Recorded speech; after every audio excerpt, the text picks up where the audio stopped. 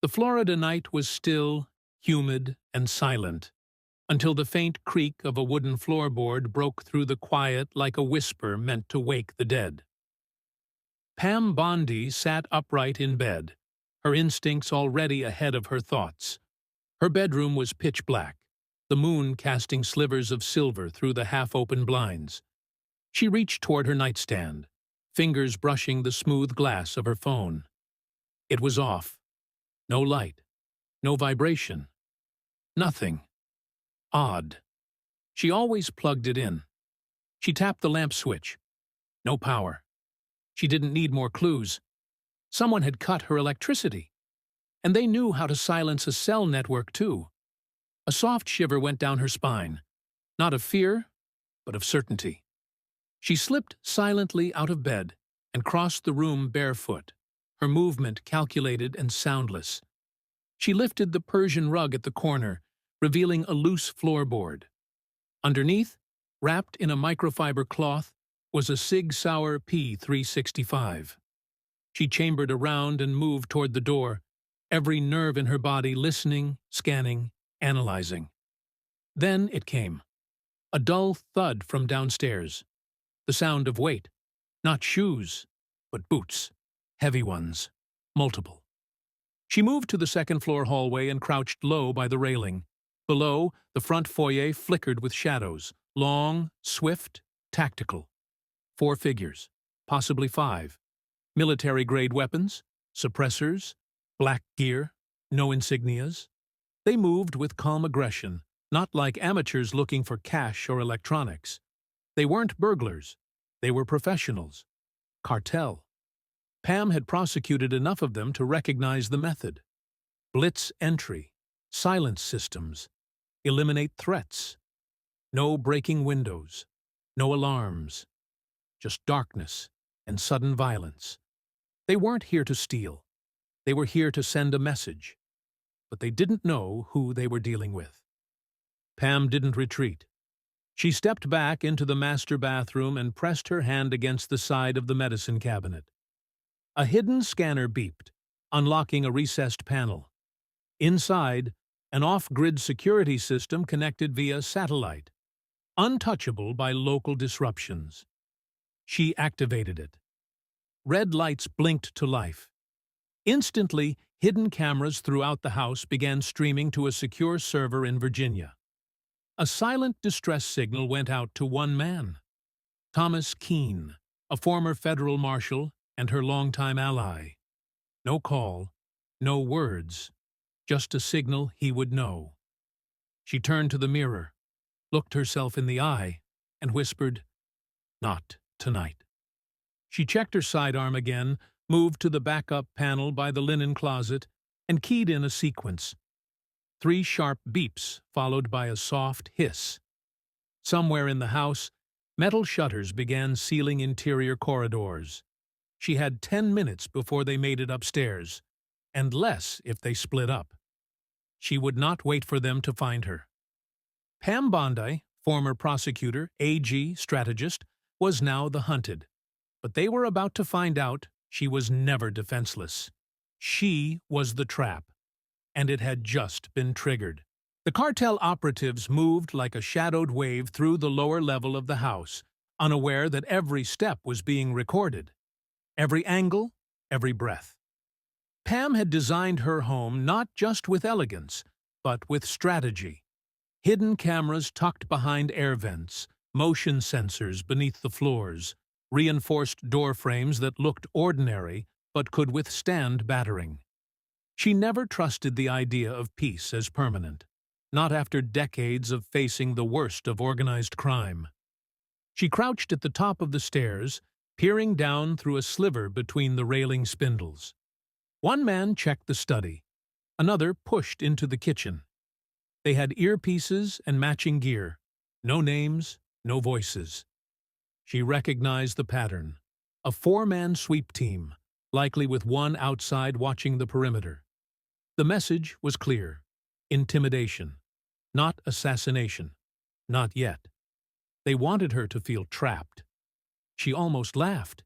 She adjusted the grip on her pistol and silently backed into the hallway.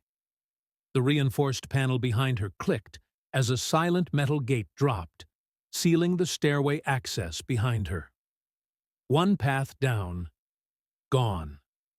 That left two more routes for them to attempt entry to the second floor, both of which were very unfriendly.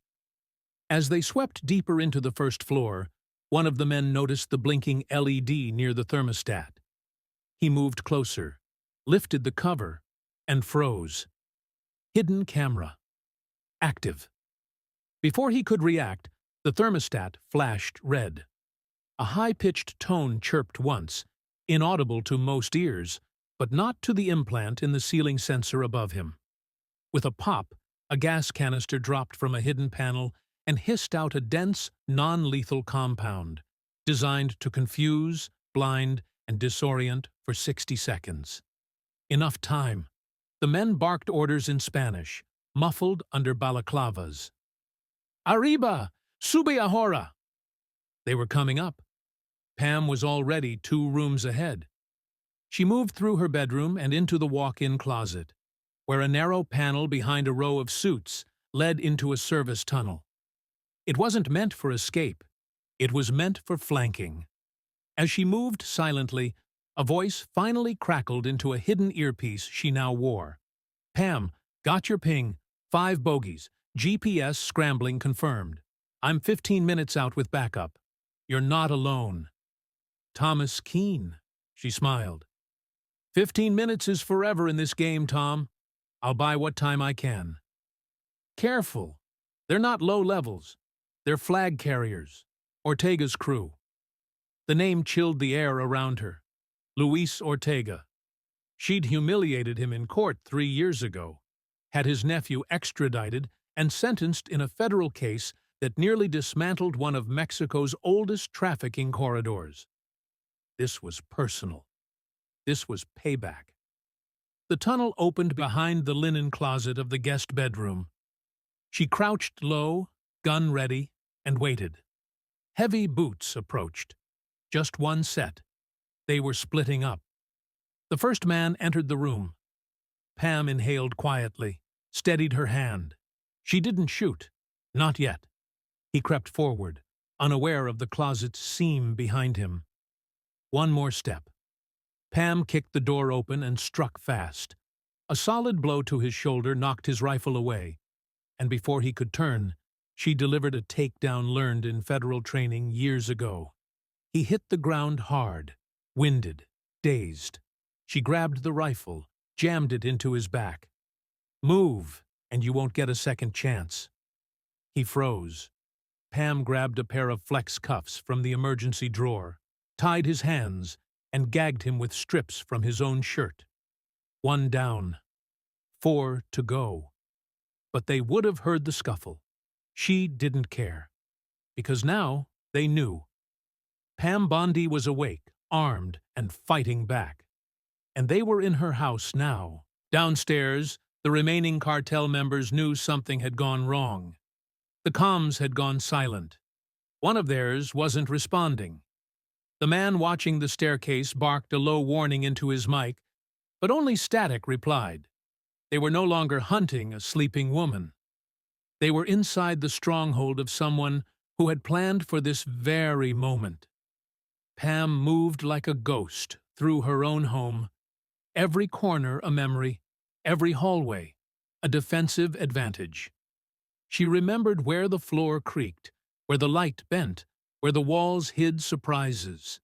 Now, all of it was her weapon. She passed the locked hallway where the captured man lay unconscious, tucked in the recovery position. She'd taken his earpiece and was listening in. Static. Then Spanish. "Marco's down. Spread out. She's armed." Pam grinned slightly. That was fast. Faster than she'd hoped. She slipped back into the hidden access panel near the laundry room, leading to the garage entrance. They'd likely try to sweep from there next. The camera inside the garage blinked. Movement. She squinted at the feed. 2 men entering silently. One held a tablet, their surveillance jammer. It explained the blackout on external comms. The other held a short-barrel AR-15 and moved like a military vet. Calm, steady. Pam switched off the camera feed and crouched behind the access wall. She had rigged a secondary defense on that side, an old trick learned from former DEA contacts who specialized in cartel raids. As the first man passed the steel shelf, his foot hit a small tripwire.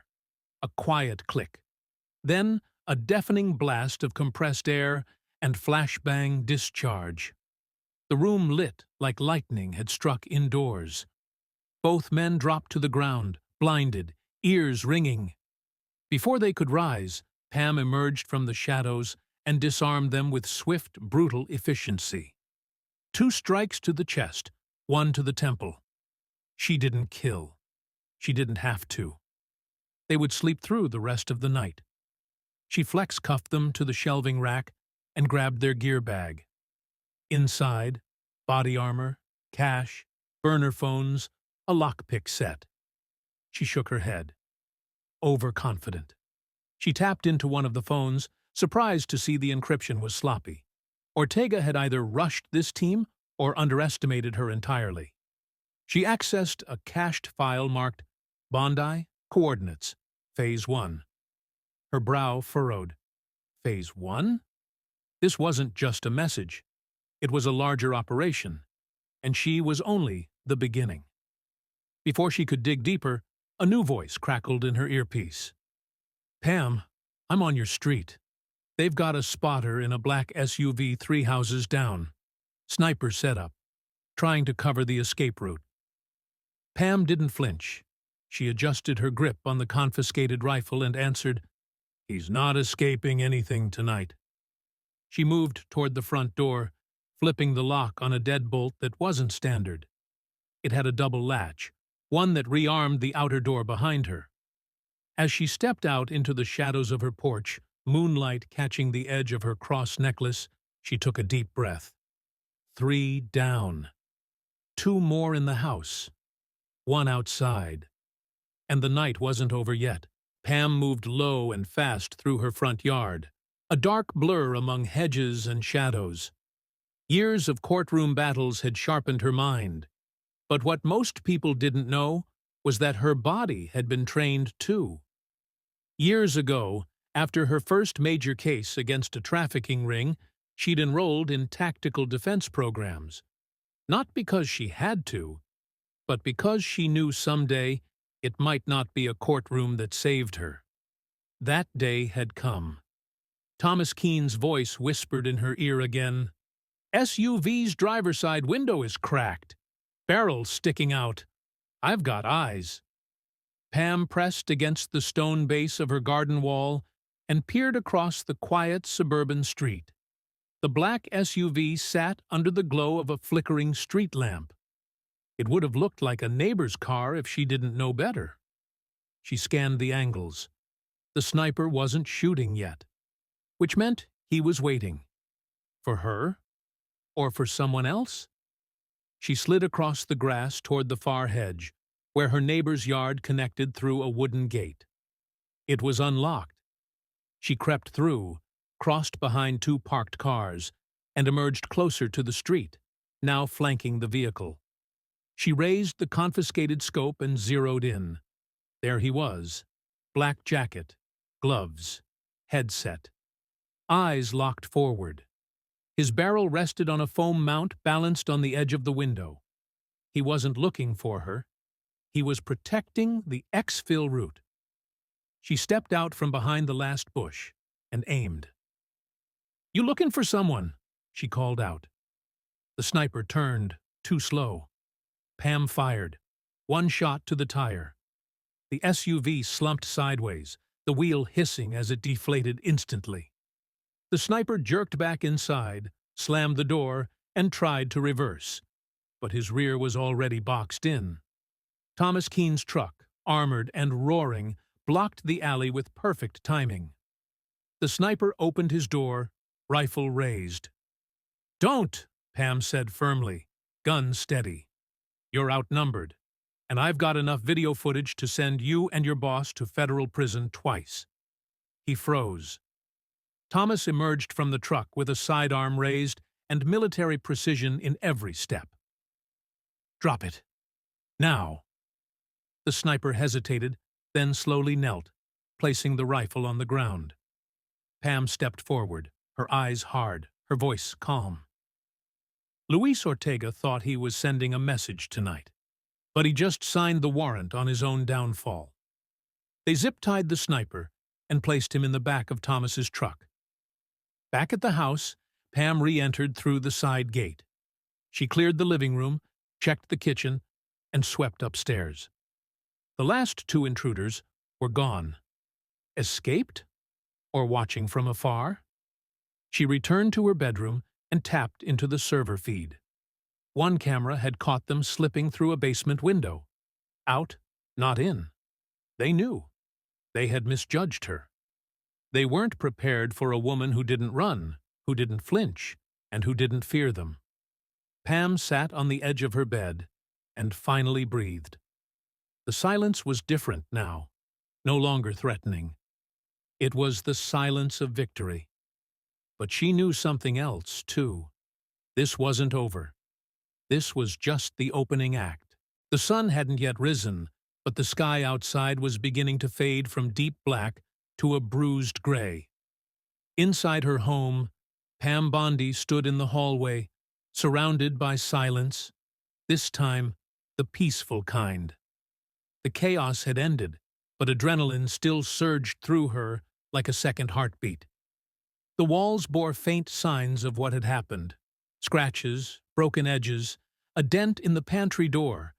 But to the outside world, the house looked normal, ordinary. Only she and a few trusted people knew that hours earlier, 5 cartel operatives had stormed her home with military precision and left cuffed, unconscious, or running. Thomas Keene stood in the living room, arms crossed, scanning the digital feeds on his portable device. "2 slipped out the basement," he said, "but we've got their faces, their gear, and one of them left a trail. They won't be hard to find." Pam nodded, still holding the rifle from earlier. "They weren't expecting resistance. Ortega thought I'd scream, run, beg for mercy." Thomas looked at her. "He doesn't know you." "Oh, I think now he does." Pam walked over to her desk and pulled out a locked drawer. Inside was a folder marked Orion, her personal collection of intel that had never made it into official channels. Documents, names, photographs, maps of routes that crossed between Texas and Sinaloa. She placed the file on the table and opened it. "Ortega isn't just sending messages," she said. "He's preparing something. These weren't just thugs. They were trained, coordinated. This was the start of something bigger." Thomas frowned. "And you think it's tied to D.C.? "I don't think. I know." She pulled out a new photo, printed the week before, of a luxury fundraiser in Los Cabos. Luis Ortega was there, posing with 2 U.S. officials, smiling, toasting. Pam tapped the edge of the photo. "He's not hiding anymore. He's infiltrating, politically, economically. And the attack on me? It was a warning. Stay out of it, or else." Thomas was quiet for a long moment. "Then what now?" Pam looked him dead in the eyes. "Now we go hunting." 3 days had passed since the raid, but Pam Bondi hadn't rested. She wasn't shaken. She was activated. Washington had barely registered the incident. Official reports were vague. "Attempted burglary," one headline read. Another called it an unconfirmed security breach. That's how the cartel wanted it. Quiet. Erased. But Pam had other plans. She stood in a private hangar in northern Florida as Thomas Keene secured the final strap on a black duffel bag. Inside, files, hard drives, a burner laptop, and a list of names the public had never heard, but she had tracked for years. "We're heading to El Paso," she told him. "From there, I have a contact across the border. He's been feeding me information on Ortega's expansion. Thomas raised an eyebrow. Trusted? He's a cartel defector. 6 years clean. Wants out completely. He'll talk to me. No one else. They boarded a small jet. No logos, no manifest. A ghost flight. As they flew, Pam opened the ORION file again. Each page held a piece of a puzzle too dangerous for public hearings. Cash flows through fake charities. Real estate purchases through shell companies. Politicians in deep. Ortega wasn't just trafficking drugs. He was trafficking influence. And if no one else was going to stop him, she would. By the time they landed in El Paso, it was dusk. A black SUV waited at the far end of the runway. The driver stepped out, late 40s, shaved head, eyes that scanned like a soldier's. He said only one word. "Pam?"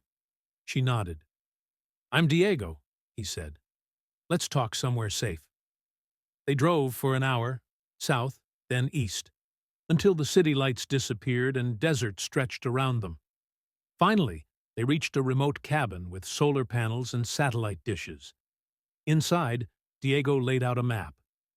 "He's building something," he said. "A private compound outside Monterrey.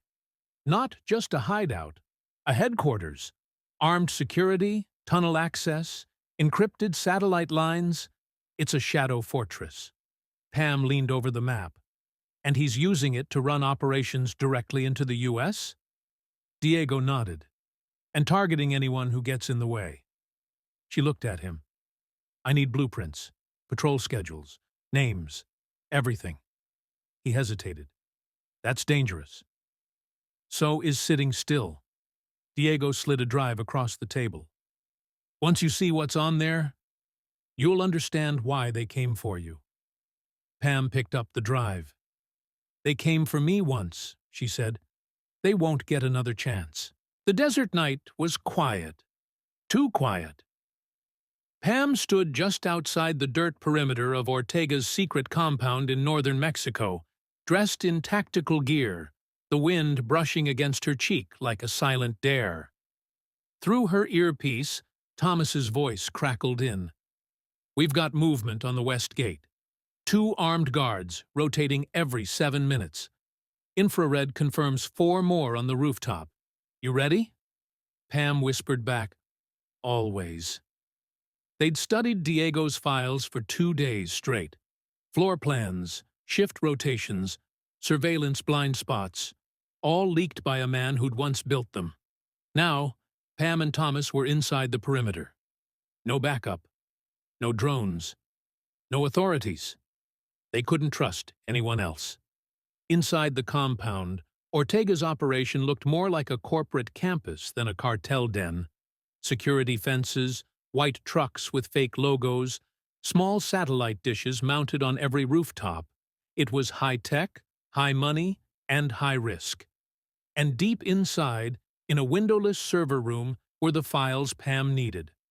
Proof of financial links to U.S. officials. Orders for targeted intimidation. And records of the raid on her home, planned to the second. She crept through the outer wall, using the blind spot behind a solar converter to scale a side ladder. Her heart beat steady. Not with fear, but focus. Every step forward was a message. You should have finished the job when you had the chance. Thomas joined her near the air vents. "We're in." They slipped through a roof duct, just like Diego said they would. 30 feet below, they saw the hum of machines. A lone technician sat at a terminal, unaware. Pam dropped in first. In 3 silent steps, she crossed the room and placed her sidearm to the back of the man's neck. "Hands up. No hero moves." He froze. She zip-tied his wrists and slid him into the corner, still breathing, but knocked out cold. Thomas plugged in the secure flash drive and began downloading everything. Emails, transaction logs, satellite pings, terabytes of proof. In the middle of it, he found a file labeled Phase 2. He clicked, and what they saw turned Pam's stomach. Maps of U.S. cities, schools, airports, water treatment plants, all potential targets. Not for explosives, for infiltration, cyber attacks, silent control. This wasn't just about revenge. Ortega wanted to own territory inside the U.S., not with guns, but with systems.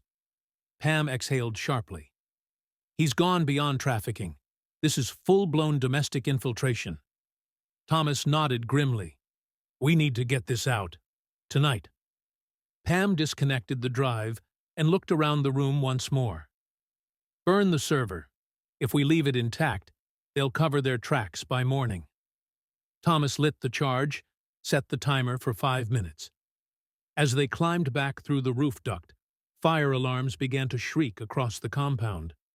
And still, Pam was calm. She wasn't running.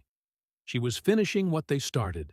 Pam and Thomas sped through the outskirts of Monterey in a dust-covered SUV, the flash drive glowing faintly in Pam's gloved hand.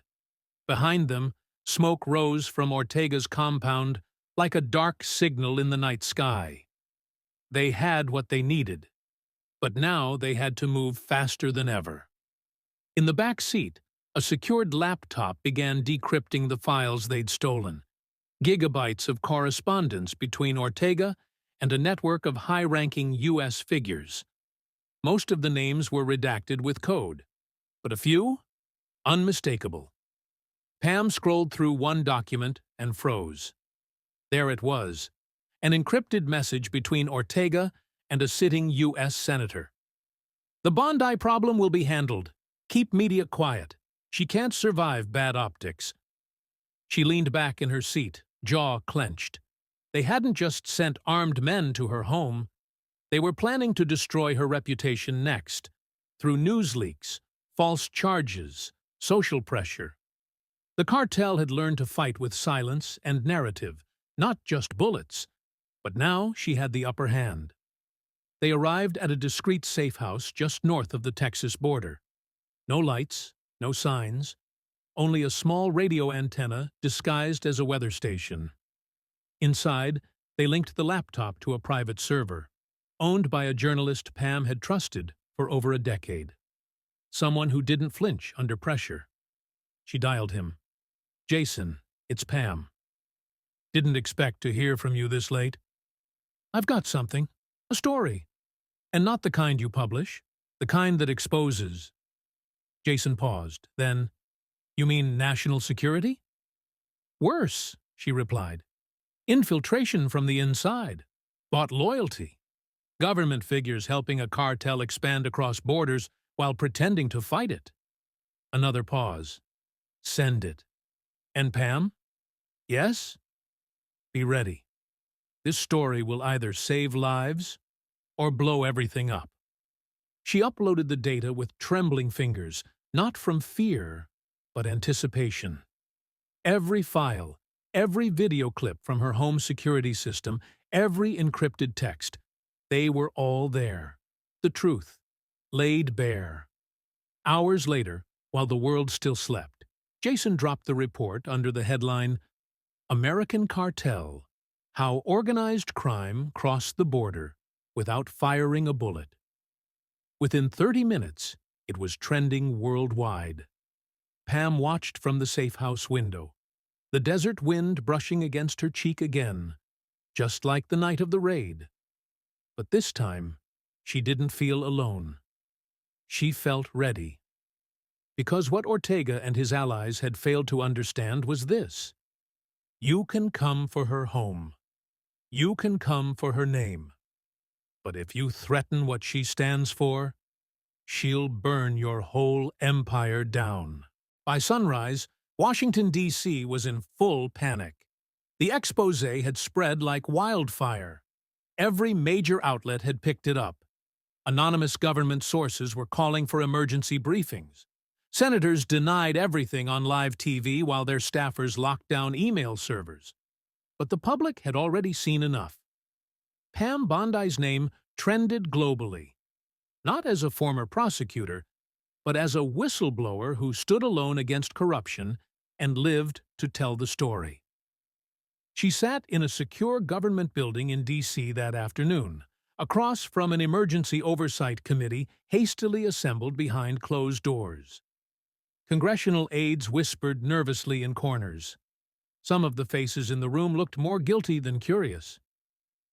"Ms. Bondi," said one of the committee chairs, "we're reviewing the contents of your report, and, frankly, it's hard to believe." Pam stared straight ahead. Calm. "I know. That's why it worked." There was silence. She continued. "For years, Ortega's operations weren't just smuggling drugs. They were smuggling power, influence. Every border checkpoint you ignored, every quiet real estate deal you let slide, he used them all to walk right through the front door." Another senator leaned forward. "What do you expect us to do with this?" "Act," Pam replied. "Investigate your own. Freeze the assets. Follow the paper trails. Or don't, and let the American people do it for you in the next election." That landed like a slap in the room. Meanwhile, across the border, Ortega was hiding. His compound had gone dark. Interpol had issued a red notice. Half his lieutenants were missing or in custody. His network, exposed and bleeding, had begun to turn on itself. Pam received word that 2 of the officials involved had resigned under pressure within hours of the report's release. Another had been placed on leave. It was working. But she knew it wasn't over. Later that night, as she sat by the fireplace in her home, restored, reinforced, and under 24-hour watch, Thomas joined her with a quiet nod. "You did it," he said. "You survived." She shook her head gently. Number I started something. Then her phone buzzed. Unknown number. A single message. "You think it's over, but we're still watching." "Oh," Pam locked her screen, exhaled deeply, and smiled. They were still watching. Good. That meant they were still afraid. 1 week later, Pam Bondi stood on a stage in Miami, not as a prosecutor, not as a politician, but as a survivor, a truth-teller, and something more powerful than either, a symbol. The event was packed. Security was tight. Every seat filled. Behind her, a massive screen showed a simple phrase: "Truth is not intimidated." The media called it a response rally. But it wasn't revenge. It was clarity. Pam walked to the microphone wearing a dark blazer, a calm expression, and the silver cross around her neck, shining under the lights like a quiet rebellion. She began simply. "A cartel broke into my home to send a message, but they forgot something." She paused, letting the room breathe. "I've been sending messages my whole career." The crowd stirred. Phones recorded. Reporters scribbled. They tried to shut me up with fear. They sent men with guns. But the moment they crossed my threshold, they confirmed everything I've ever fought for. Her voice rose, not in anger, but certainty. "This wasn't just about me. It was about you. About every American who believes power shouldn't be bought or bullied." She pointed to the screen behind her, where names were now scrolling. Aliases, companies, politicians, all linked in the exposé. "We've identified 33 confirmed collaborators, 22 arrests pending. And we're not stopping there." Thunderous applause followed. Some cheered, some cried. Later that evening, she met with Thomas in a quiet corridor backstage. "They're regrouping," he warned. "Ortega might flee to Venezuela." Pam nodded. "Let him. Wherever he hides, the truth will find him." He smiled. "You're not afraid anymore, are you?" She looked out toward the crowd still roaring beyond the curtain. "I never was. I was waiting." Pam turned, walked back onto the stage, and the lights hit her full. A woman they underestimated. A target who turned into a weapon. A name they tried to erase, but only made louder. The cartel had sent her a message, and now the entire world had read her reply. Sometimes the ones they try to silence are the ones who speak the loudest. Pam Bondi didn't just survive a cartel raid. She turned it into a warning shot for anyone who thinks fear can erase truth. This story reminds us that courage isn't the absence of danger. It's standing firm in the middle of it. In a world where shadows move silently and power hides behind smiles, people like Pam shine a light that can't be ignored. If this story moved you, inspired you, or reminded you of the strength one person can have, don't forget to like, comment, and share. And subscribe to Surprising Stories, where courage, truth, and justice are never fiction. We'll see you in the next story.